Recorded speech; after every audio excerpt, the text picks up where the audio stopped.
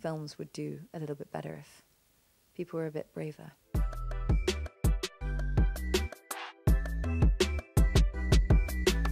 Don't do anything stupid, sis. It made sense in the story because she had this child at 16 and then her 16-year-old had a child, and I think that that's can be quite common in parts of America.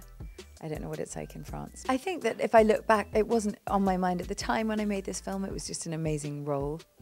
I think now that it is empowering to look at a woman like that, who will not be taken down, who will stand up for herself, who goes through hideous experiences and manages to get back up. There's moments in the film where she tolerates some of the abuse. And there was a scene that was cut that was hideous, that she just sort of accepted, and then she reached a point where she'd had enough. And I think that that's inspiring for women who've had that kind of experience in real life. I miss my daughter.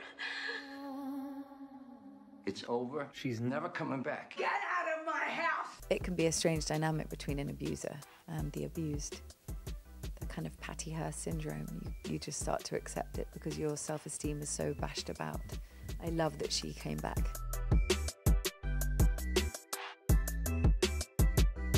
James Gray's the greatest cinephile I've ever met. He knows every single movie pretty much ever made. I'd be astonished if I met somebody with a vaster knowledge of cinema. So I loved watching him set up shots. I loved the way he filmed that. I loved his investment in the story, his investment in representing me as a woman in that film, which could easily, in the wrong hands, have been cut or ignored.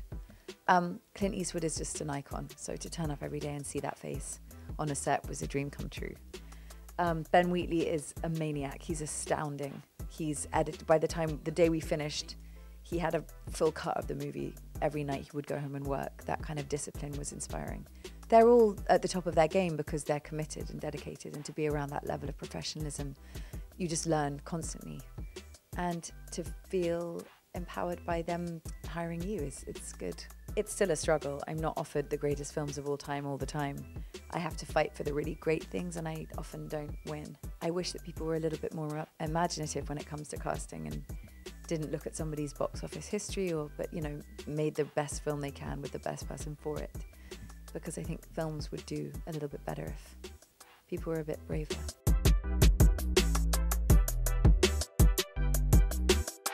I think I've had to battle a lot of preconception. I don't think anyone really knew me as a model. I think I was probably more known for being a girlfriend by the time I had a film released, and that wasn't helpful. I probably present as one thing, and maybe I hide my true self with sort of humor or something frivolous.